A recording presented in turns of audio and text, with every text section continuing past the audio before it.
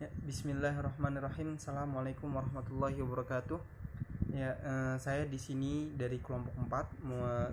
Saya Ahmad Ma'usmat Mawinata, program studi Pendidikan Agama Islam semester 6 karyawan. Insya Allah di sini saya akan membahas tentang mata kuliah pengembangan kurikulum. Ya. Saya di kelompok 4 berisikan anggota, yaitu yang pertama saya sendiri, yaitu Ahmad Ma'usmat Mawinata. Yang kedua yaitu dengan Rizky Abdul Syukur. Yang ketiga ada Bu Iha Solihatul Afia. Yang keempat ada A.R. Fanur Rahman. Dan yang kelima ada A. Febri Triantoro. Pembahasan yang akan saya bahas insya Allah adalah tentang pengembangan peran guru dalam pengembangan kurikulum, ya, atau anatomi, desain, dan organisasi kurikulum, ya. Insya Allah yang akan membahas yang pertama kali yaitu ada A. Febri, yaitu tentang anatomi kurikulum, pengertian anatomi dan komponen kurikulumnya. Lalu yang kedua nanti akan dibahas oleh Bu Iha, yaitu tentang sumber-sumber yang perlu diperhatikan dalam pengembangan materi suatu kurikulum. Yang ketiga yaitu pembahasan dari A. Fanur Rahman tentang desain kurikulum dan organisasi kurikulum, ya. Kepada A. Febri dipersilahkan untuk menyampaikan tentang anatomi kurikulum, tentang pengertian anatomi dan komponen kurikulum itu sendiri. Ya, kepada A. Febri saya persilahkan. Bismillahirrahmanirrahim. Assalamualaikum warahmatullahi wabarakatuh. Sebelumnya perkenalkan, nama saya Febri Triantoro dari Prodi Pendidikan Agama Islam semester 6 karyawan. Izinkan saya untuk mempresentasikan hasil diskusi kelompok kami, kelompok 4, mengenai anatomi, desain, dan organisasi kurikulum. Nah, untuk itu saya akan menjelaskan tentang pengertian terlebih dahulu. Apa sih anatomi, desain, dan kurikulum? Dan di sini saya hanya akan menjelaskan mengenai pengertian kurikulum dan komponen-komponennya. Yang pertama, kurikulum. Kurikulum merupakan salah satu perangkat yang harus ada di dalam suatu lembaga pendidikan. Jadi menurut perspektif saya sendiri, kurikulum merupakan fondasi di dalam suatu pendidikan. Karena jikalau suatu pendidikan tanpa adanya kurikulum, maka sekolah tidak mempunyai tujuan di mana kurikulum merupakan fondasi awal tujuan sekolah itu dibangun, seperti itu. Dilanjutkan mengenai anatomi kurikulum. Nah, anatomi jika diulas kembali, anatomi berasal dari bahasa Yunani, yaitu anatomia, yang berarti memotong, atau kemudian akan lebih tepat dalam pokok pembahasan ini kita sebut atau kita artikan dengan menggunakan arti struktur atau komponen. Nah, anatomi kurikulum dapat dirumuskan menjadi 4 bagian, yaitu yang pertama tujuan yang akan dicapai, kedua proses pembelajaran, yang ketiga materi yang akan disampaikan, dan yang keempat ada evaluasi. Nah, apa itu komponen kurikulum?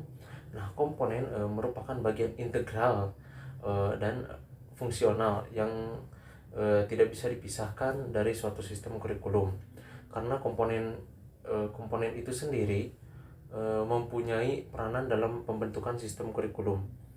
Nah, komponen-komponen kurikulum dari suatu sekolah dapat diidentifikasi secara mudah dan mengkaji buku dokumen kurikulum itu sendiri. Komponen-komponen yang membentuk sistem kurikulum dapat dilihat seperti evaluasi, isi, tujuan, dan metode yang telah tadi saya sebutkan. Untuk komponen pengembangan kurikulum, nah, komponen tujuan merupakan salah satu komponen yang sangat penting di dalam pengembangan kurikulum. Nah,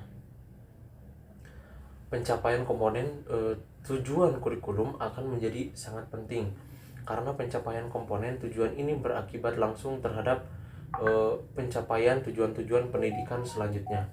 Yang pertama ada klasifikasi tujuan. Nah, menurut Bloom, bentuk perilaku sebagai tujuan yang harus dirumuskan dapat digolongkan menjadi 3 klasifikasi.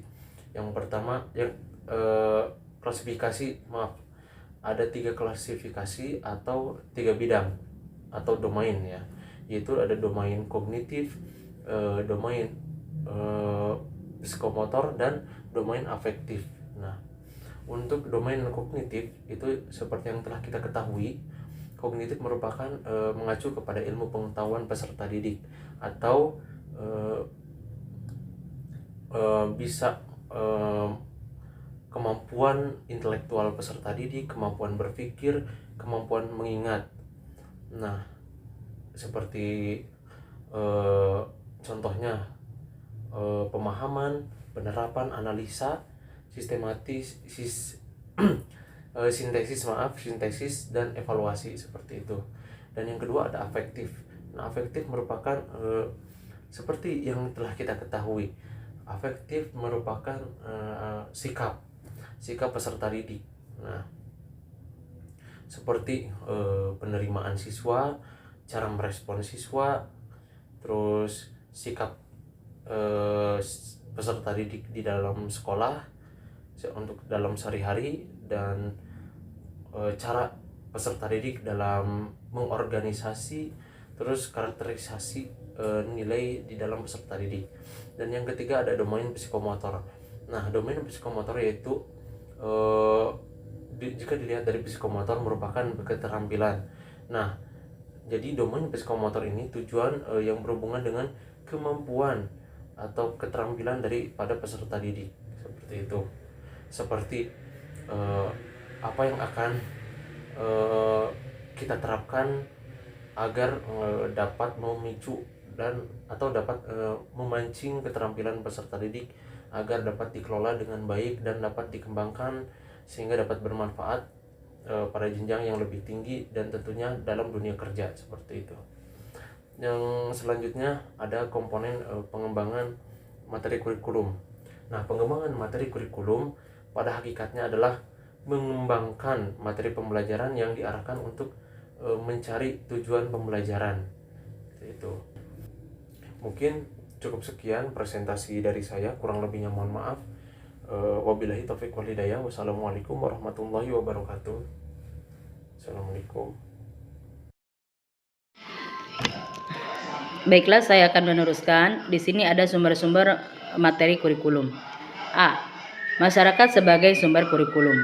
Sekolah berfungsi untuk mempersiapkan anak didik agar dapat hidup di tengah-tengah masyarakat. Kebutuhan masyarakat yang harus diperhatikan dalam pengembangan kurikulum meliputi masyarakat dalam lingkungan sekitar, masyarakat dalam tatanan nasional, dan masyarakat global. Sumber-sumber materi kurikulum selain bersumber dari tatanan kehidupan global dan nasional, materi juga harus bersumber dari masyarakat sekitar. B.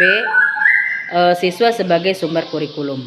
Ada beberapa hal yang harus diperhatikan dalam perumusan isi kurikulum yang berkaitan dengan siswa, yakni 1. Kurikulum sebaiknya disesuaikan dengan perkembangan anak. 2. Isi kurikulum sebaiknya mencangkup keterampilan, pengetahuan, dan sikap yang dapat digunakan siswa dan pengamalannya sekarang dan juga berguna menghadapi kebutuhannya di masa yang akan datang. 3. Siswa hendaknya didorong untuk belajar berkat kegiatan sendiri. Yang keempat, apa yang dipelajari siswa hendaknya sesuai dengan minat dan keinginan siswa. Selanjutnya ada tahap penyeleksian materi kurikulum. Penyeleksian merupakan langkah-langkah yang harus dilaksanakan dalam pengembangan materi kurikulum. Penyeleksian dimaksud mencakup pertama, identifikasi kurikulum, kedua, mendapatkan bahan kurikulum, ketiga, analisis bahan kurikulum, keempat, penilaian bahan kurikulum, dan yang kelima, keputusan mengadopsi bahan kurikulum. Selanjutnya ada jenis-jenis materi kurikulum. Jenis materi kurikulum yang harus dipelajari siswa terdiri dari fakta, konsep, prinsip, hukum, dan keterampilan. Fakta adalah sifat atau suatu gejala, peristiwa, benda yang wujudnya dapat ditangkap oleh panca indera. Sedangkan fakta merupakan pengetahuan yang terhubung dengan data-data spesifik. baik yang telah maupun yang sedang terjadi yang dapat diuji atau diobservasi. Selanjutnya ada kriteria penetapan melalui kurikulum, materi kurikulum. Ada beberapa pertimbangan dalam menetapkan materi kurikulum yang ditinjau dari sudut siswa, yakni 1. Tingkat kematangan siswa, 2. Tingkat pengamalan siswa, dan 3. Tahap kesulitan materi. Selanjutnya ada komponen metode. Komponen metode dapat dibagi dalam 2 bagian. 1. Metode dalam pengertian luas, tidak hanya sekedar metode pengajaran saja, akan tetapi menyangkut strategi pembelajaran serta pengembangan nilai, pengetahuan, pengamalan, dan keterampilan pada diri anak didik. Yang keduanya ada metode dalam pengertian sempit, yaitu berupa penggunaan salah satu cara dalam mengajar atau belajar. Selanjutnya ada komponen evaluasi. Evaluasi adalah tindakan yang dilakukan untuk mengetahui hasil pengajaran pada khususnya dan hasil pada umumnya. Selain itu, evaluasi juga berguna bagi perbaikan pengajaran. Untuk melihat sejauh mana keberhasilan dalam pelaksanaan kurikulum diperlukan evaluasi. Komponen evaluasi merupakan satu komponen yang berhubungan erat dengan komponen lainnya. Cara penilaian atau evaluasi dapat ditentukan tujuan kurikulum, materi atau bahan, serta proses belajar mengajar. Rupanya hanya itu yang dapat saya sampaikan. Selanjutnya saya kembalikan ke Assalamualaikum warahmatullahi wabarakatuh. Perkenalkan, saya Irfanur Rahman. Saya akan melanjutkan materi kali ini tentang desain kurikulum dan pengorganisasian kurikulum. Desain kurikulum. Desain kurikulum adalah rancangan, pola, atau model. Mendesain kurikulum berarti menyusun rancangan atau menyusun model kurikulum sesuai dengan visi dan misi sekolah. Mendesain kurikulum tidak terlepas dari perencanaan yang matang dan baik, sehingga tujuan yang akan direncanakan dapat dicapai dengan baik pula. Nah, di sini ada beberapa model desain kurikulum yang dapat diutarakan dalam materi ini, yaitu 1. Desain kurikulum disiplin ilmu. Longstreet mendefinisikan desain kurikulum merupakan desain kurikulum yang berpusat kepada pengetahuan atau the knowledge centered design yang dirancang berdasarkan struktur disiplin ilmu. Oleh karena itu, model desain ini juga dinamakan dengan model kurikulum subjek akademis yang diarahkan untuk pengembangan intelektual siswa. Nah, ada 3 bentuk organisasi kurikulum yang berorientasi pada disiplin ilmu, yaitu subject centered design, learner centered design, dan integrated curriculum.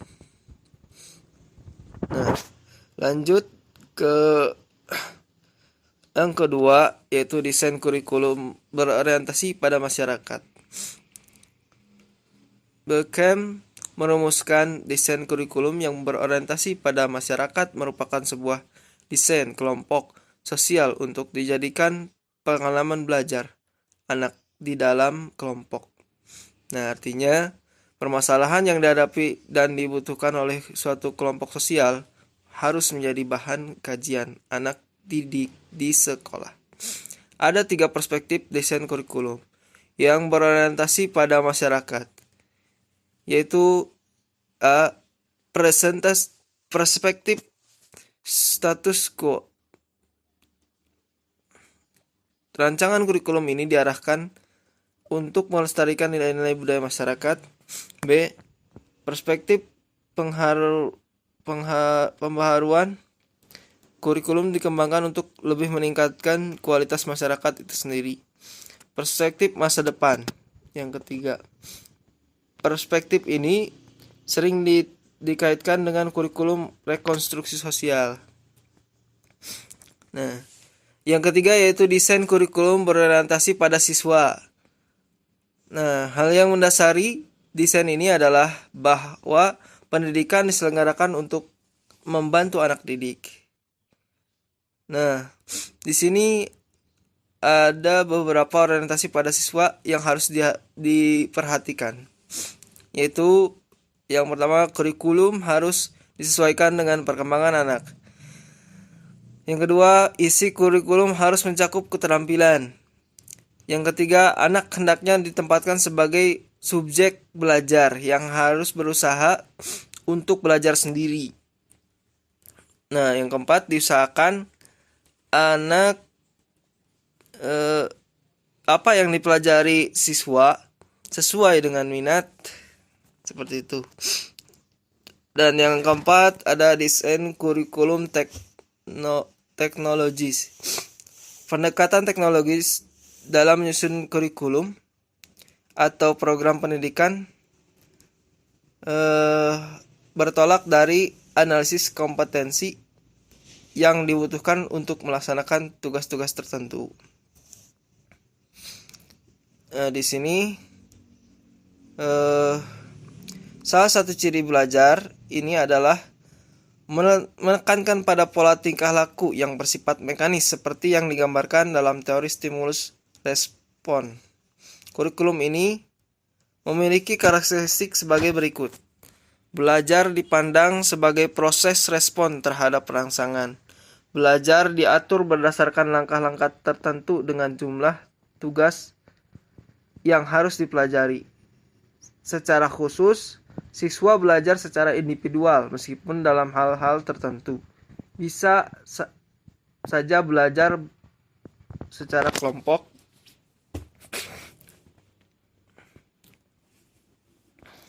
Nah, apa saja sih pemilihan dan penentuan isi kurikulum? Isi kurikulum terdiri atas bahan-bahan pengajaran dan berbagai pengalaman yang diperlukan dalam tercapainya tujuan pendidikan. Di sini Caswell dan Campbell telah merumuskan kriteria penggunaan isi kurikulum. Di antaranya 1. Kegunaan isi kurikulum dalam menafsirkan, memahami, dan menilai kehidupan yang kontemporer. Yang kedua, kegunaan isi kurikulum dalam memuaskan minat dan kebutuhan para siswa. Yang ketiga, nilai isi kurikulum dalam mengembangkan kemampuan sikap dan sebagainya yang harus dipandang bermanfaat dalam kehidupan orang dewasa. Yang keempat, isi kurikulum hendaknya signifikan bagi bidang mata pelajaran tertentu. Nah, untuk prosedur pengorganisasian kurikulum sendiri, dalam organisasi kurikulum ada beberapa faktor yang perlu diperhatikan. Di antaranya 1. Ruang lingkup bahan, yang kedua urutan bahan, yang ketiga penempatan bahan. Nah, untuk jenis-jenis organisasi kurikulum di sini, kurikulum memiliki bermacam-macam bentuk dan organisasinya. Bentuk yang paling dikenal dan sangat meluas adalah 1. Supported subject kurikulum, yang kedua correlated kurikulum, dan yang ketiga integrated kurikulum. Ya, mungkin itu saja yang dapat saya sampaikan. Terima kasih. Bismillahirrahmanirrahim. Assalamualaikum warahmatullahi wabarakatuh.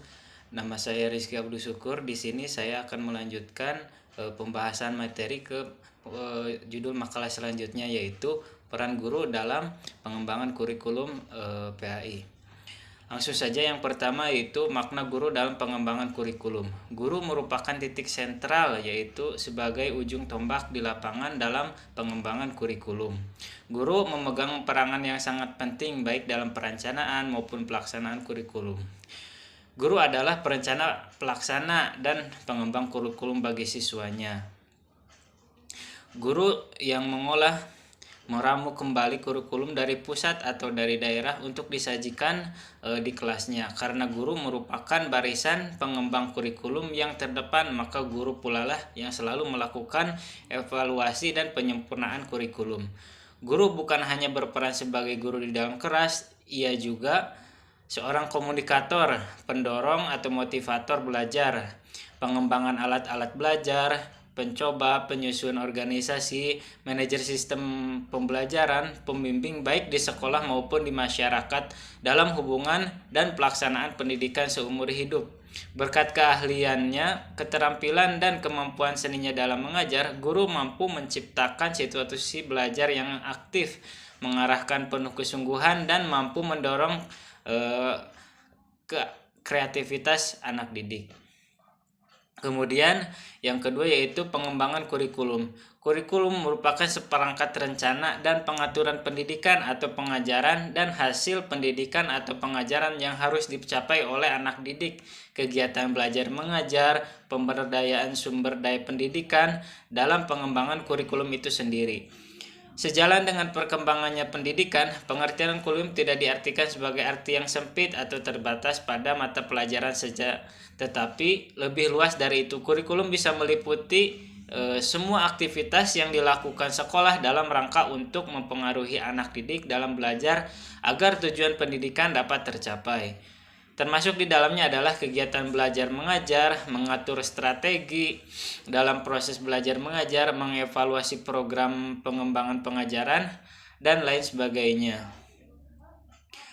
Menurut Nana Sujana, kurikulum adalah sesuatu yang diinginkan atau yang dicita-citakan untuk anak didik. Artinya, hasil belajar yang diinginkan yang dinilai agar dimiliki anak didik. Semua keinginan atau hasil-hasil belajar yang diharapkan disusun dan ditulis dalam bentuk program pendidikan, yakni kurikulum yang bentuk wujudnya adalah buku kurikulum serta petunjuk-petunjuknya.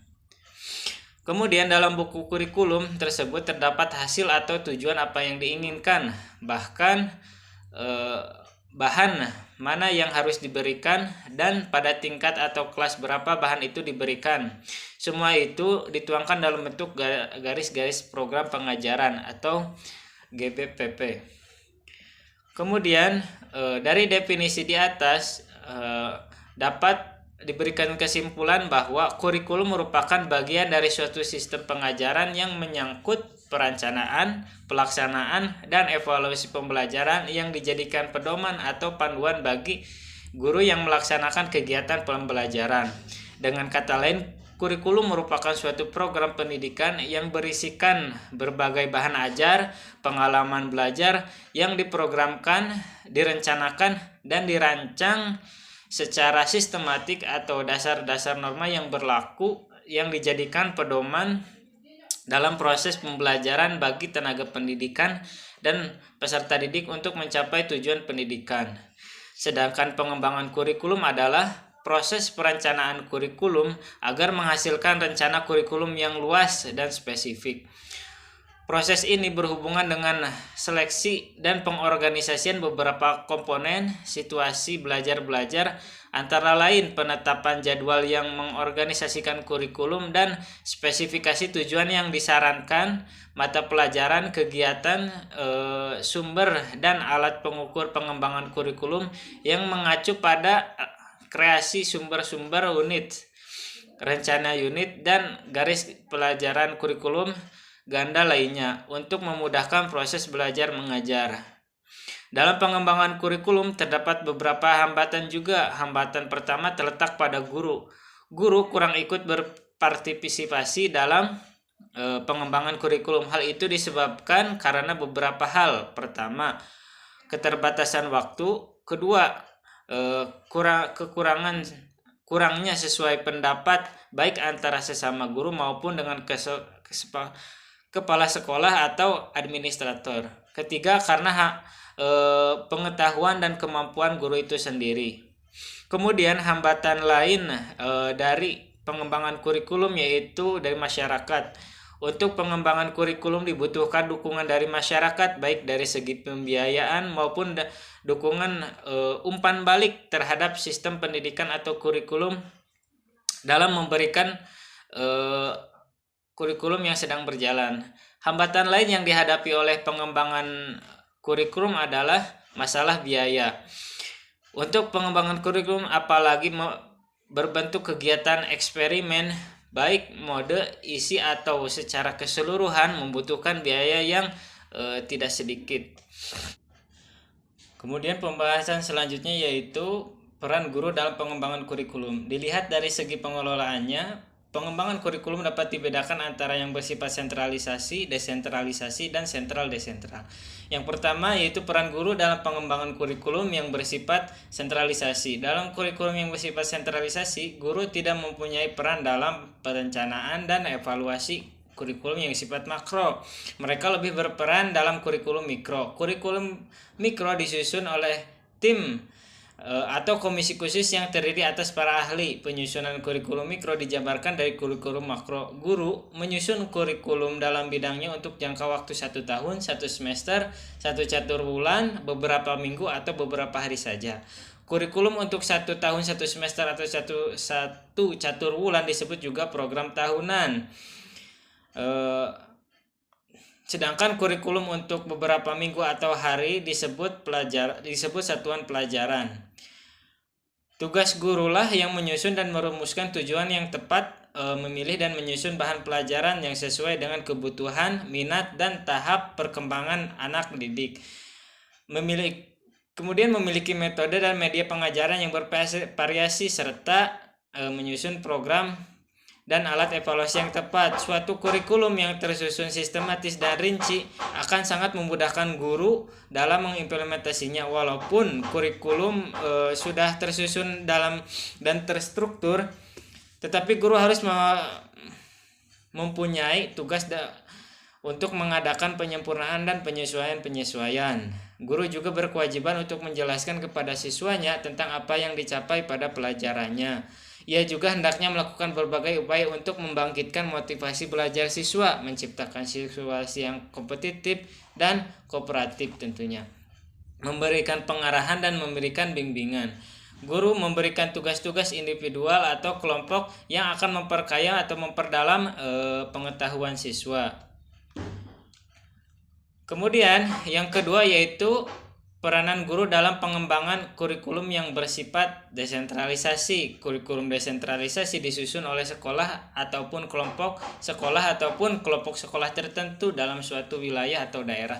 Kurikulum ini diperuntukkan bagi suatu sekolah atau lingkungan atau wilayah tertentu. Pengembangan kurikulum semacam ini didasarkan atas karakteristik, kebutuhan perkembangan daerah serta kemampuan sekolah tersebut. Bentuk kurikulum seperti ini mempunyai beberapa kelebihan di samping juga kekurangannya. Yang sebutkan yang kelebihannya dulu. Yang pertama, kurikulum sesuai dengan kebutuhan dan perkembangan masyarakat setempat. Yang kedua, kelebihan kurikulum ini yaitu sesuai dengan tingkat dan kemampuan sekolah, baik kemampuan profesional, finansial, dan manajerial. Yang ketiga yaitu disusun oleh guru-guru sendiri, dengan demikian sangat memudahkan dalam pelaksanaannya. Yang keempat, kelebihan dari kurikulum ini adanya motivasi kepada sekolah untuk mengembangkan diri, mencari dan menciptakan kurikulum yang sebaik-baiknya. Dengan demikian akan terjadi semacam kompetisi untuk mengembangkan kurikulum. Sementara untuk kelemahan dari kurikulum pengembangan kurikulum ini adalah tidak adanya keseragaman untuk situasi yang membutuhkan keseragaman tentunya demi persatuan dan kesatuan nasional. Yang kedua, kekurangannya tidak adanya standar penilaian yang sama sehingga sukar untuk diperbandingkan keadaan dan kemajuan satu wilayah atau dengan wilayah yang lainnya. Kemudian yang ketiga, kekurangannya adanya kesulitan bila terjadi pemindahan siswa dari suatu sekolah di wilayah tertentu kepada sekolah yang lain. Kemudian yang keempat, sukar untuk mengadakan pengelolaan dan penilaian secara nasional. Dan yang kelima, belum semua sekolah atau daerah yang mempunyai kesiapan untuk menyusun dan mengembangkan kurikulum sendiri. Mungkin cukup sekian pemaparan materi dari saya, kurang lebihnya mohon maaf. Wassalamualaikum warahmatullahi wabarakatuh. Terima kasih kepada rekan-rekan semua yang telah mempresentasikan tentang anatomi, desain dan organisasi kurikulum. Mungkin ini yang bisa saya sampaikan tentang anatomi desain yang bisa kami sampaikan dari kelompok 4, yaitu tentang anatomi desain dan organisasi kurikulum. Kurang lebihnya mohon maaf. Wabillahi taufiq wal hidayah. Syukran. Assalamualaikum warahmatullahi wabarakatuh.